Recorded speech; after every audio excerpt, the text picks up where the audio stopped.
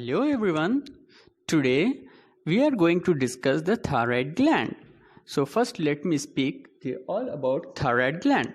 The thyroid gland takes its origin from the two words thyros meaning the shield and ididos meaning the form. The thyroid gland, it is the largest endocrine gland of the body. And it has some vital functions in our body, like it regulates the basal metabolic rate, it stimulates the psychosomatic growth of the body, and plays an important role in calcium metabolism.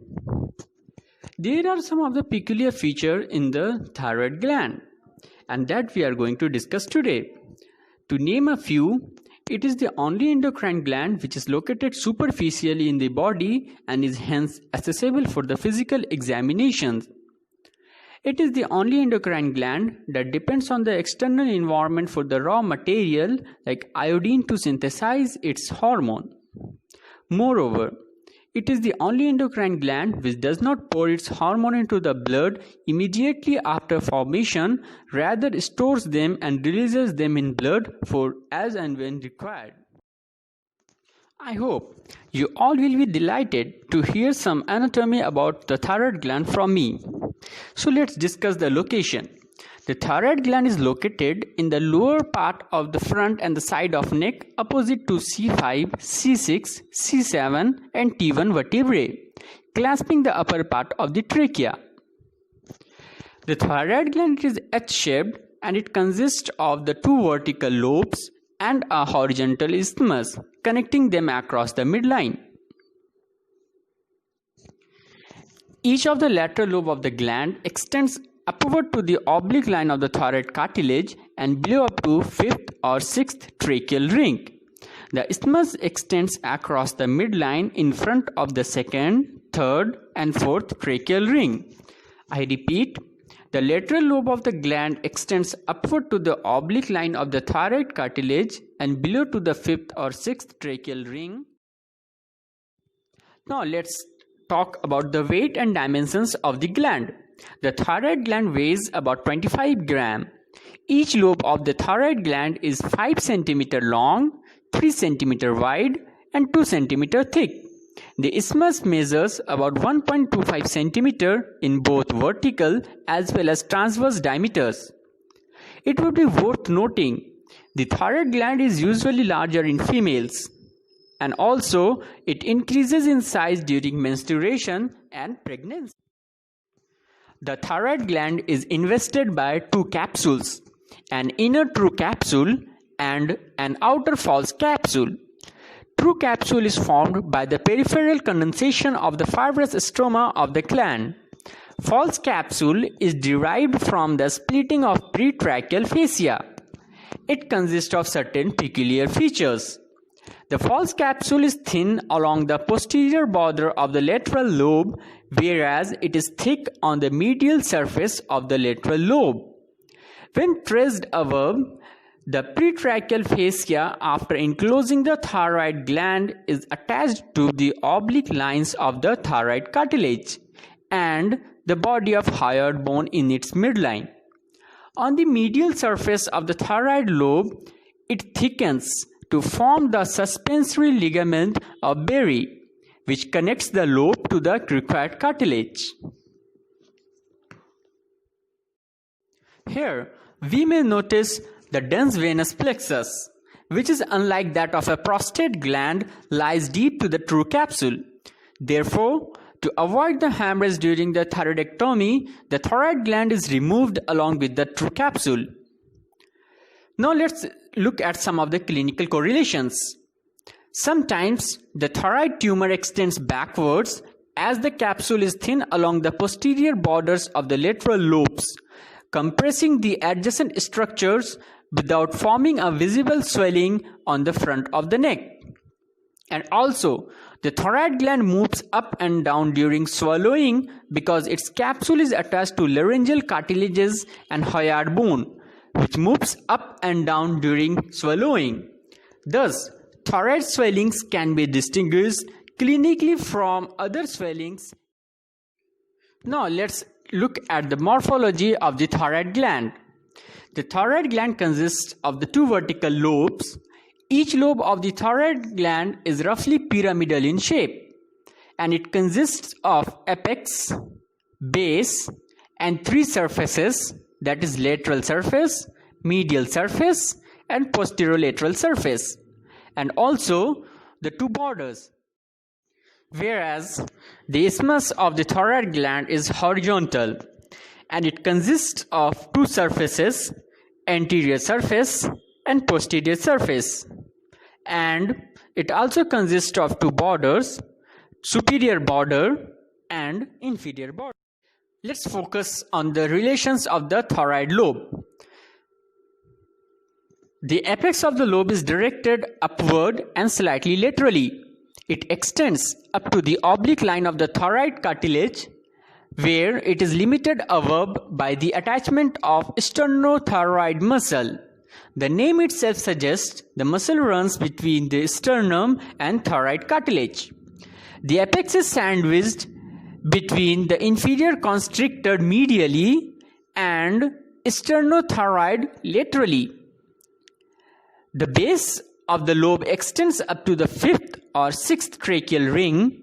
It is related to the inferior thyroid artery. Let's come to the surfaces of the lobe. There are three surfaces: the lateral surface, posterolateral surface, and medial surface. Lateral surface is also known as the superficial surface, which is a convex shaped and is covered by three muscles: sternothyroid muscle, sternohyoid muscle, and superior belly of omohyoid muscle. The anterior border of the sternocleidomastoid muscle overlaps it inferiorly, whereas the posterolateral surface is related to carotid sheath and its content. The content includes common carotid artery, internal jugular vein, and vagus nerve.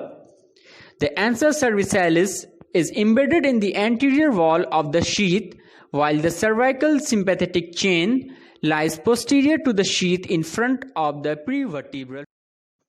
The medial surface of the lobe consists of the structure in pairs. That is, it includes two tubes, that is trachea and esophagus, two muscles, inferior constrictor muscle and cricothyroid muscle, two cartilages, cricoid cartilage and thyroid cartilage, two nerves, external laryngeal nerve and recurrent laryngeal nerve. I repeat, it consists of two tubes, two muscles, two cartilages. The lobe of the gland consists of anterior border and posterior border. Anterior border is thin and it separates the superficial and medial surfaces. It is related to the anterior branch of the superior thyroid artery. The posterior border is thick and is rounded. It separates the medial and posterior surface.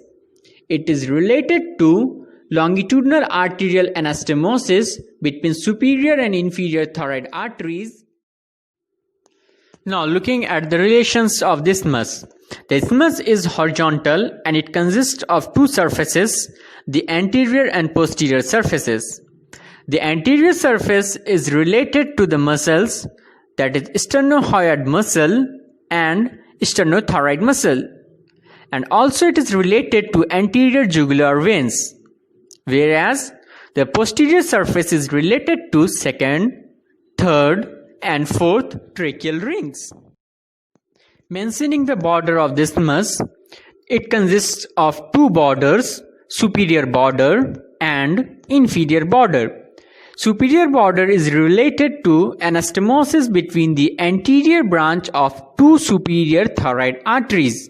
I repeat, the superior border is related to anastomosis between anterior branches of two superior thyroid arteries. The inferior border is related as the inferior thyroid vein emerges and thyroidea artery, which is a conditional artery. In the beginning, we have introduced itself that the thyroid gland is peculiar as it is highly vascular and it is supplied by the three arteries mainly. The fourth artery, it is occasional. The arteries supplying the blood to the thyroid gland are superior thyroid artery, inferior thyroid artery, and accessory thyroid arteries. Let's talk about the superior thyroid artery. Superior thyroid artery is a branch of external carotid artery. It runs downward and forward, accompanying the external laryngeal nerve, which it leaves near the upper pole of the thyroid lobe. At the apex of the lobe, the superior thyroid artery divides into anterior and posterior branches. The anterior branch first descends along the anterior border of the lobe, and then it continues along the upper border of the isthmus to anastomose with its fellows of the opposite side. The posterior branch descends along the posterior border of the lobe to anastomose with the ascending branch of the inferior thyroid artery. The superior thyroid artery supplies the upper one-third of the lobe. Now discussing the inferior thyroid artery. The inferior thyroid artery is a branch of thoracocervical trunk from the first part of the subclavian artery.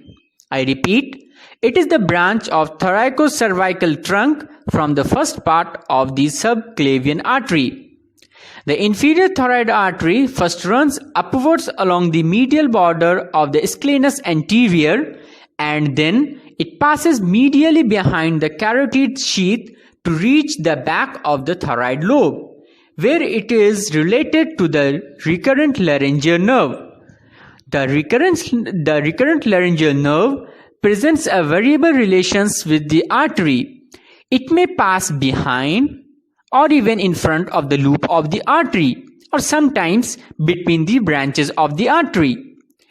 The inferior thyroid artery gives 4 or 5 branches. One of the ascending branch anastomoses with the posterior branch of the superior thyroid artery. Now discussing the inferior thyroid artery. The inferior thyroid artery is a branch of thoracocervical trunk from the first part of the subclavian artery. Now discussing the other 2 arteries.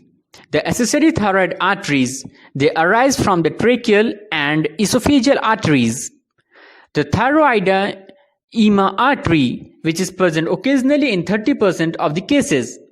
It is the branch of brachiocephalic trunk, or may arise directly from the arc of aorta. It enters the isthmus from below. Now quickly revising all the arterial supply of the thyroid gland.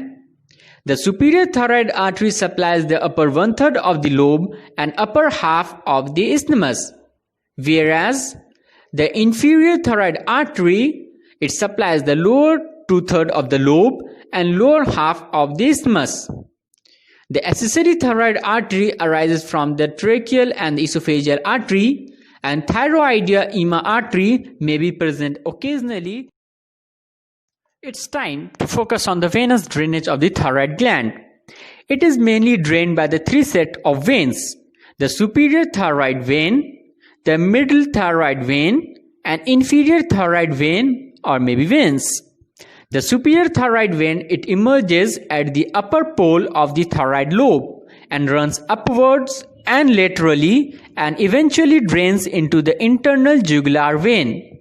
I repeat, the superior thyroid vein, it emerges at the upper pole of thyroid lobe and drains finally into the internal jugular vein. The middle thyroid vein is a short, wide venous channel which emerges at the middle of the lobe to enter the internal jugular vein. It also enters the internal jugular vein same as the superior thyroid vein. And the last one is the inferior thyroid vein or veins. They emerge at the lower border of the isthmus, form plexus in front of the trachea, and run downwards to drain into the left brachiocephalic vein.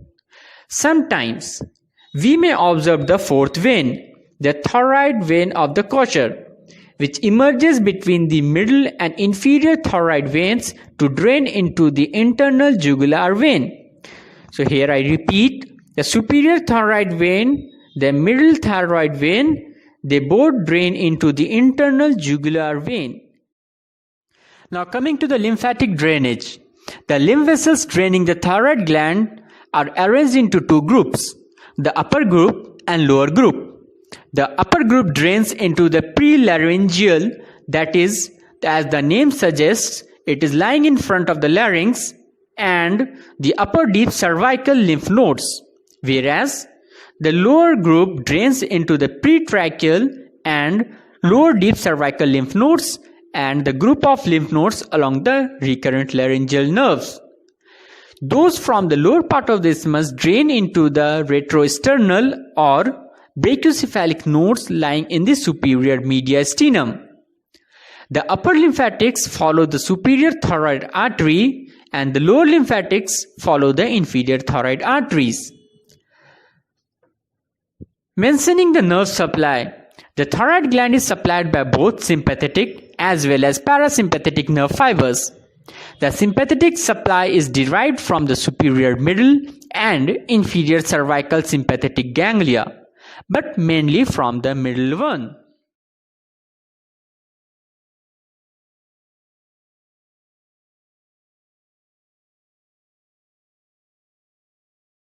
Towards the end, let's look at some of the clinical correlations of the thyroid gland. One of the conditions called goiter.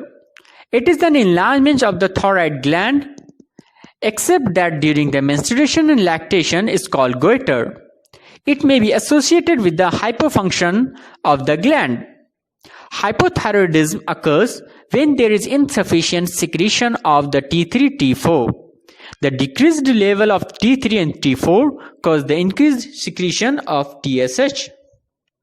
The hypothyroidism causes the creatinism in children and maxedema in adults, whereas the hyperthyroidism occurs due to the excess secretion of T3 and T4. The massive enlargement of the thyroid gland in case of goiter may result into dyspnea, dysphagia, and dysphonia, as due to the pressure on the recurrent laryngeal nerve which lies tracheoesophageal groove. Talking about the thyroidectomy, the superior thyroid artery and the external laryngeal nerve diverge from each other near the apex. The artery lies superficial and the nerve lies deep to the apex. Therefore, during thyroidectomy, the superior thyroid artery should be ligated as close to the apex of the thyroid lobe as possible to avoid injury to the external laryngeal nerve. The recurrent laryngeal nerve lies very close to the inferior thyroid artery near the base of the thyroid lobe.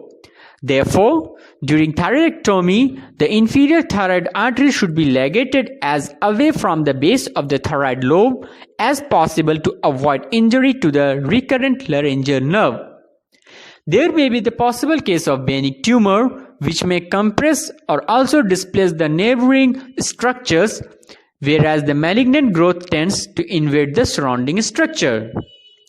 Looking at some of the congenital anomalies, there may be the case of thyroglossal fistula or thyroglossal cyst, ectopic thyroid, one of the lobes may be absent, the isthmus may be absent, the descent of the thyroglossal duct may also go beyond the definite position in the neck to the superior mediastinum, that is retroesternal thyroid.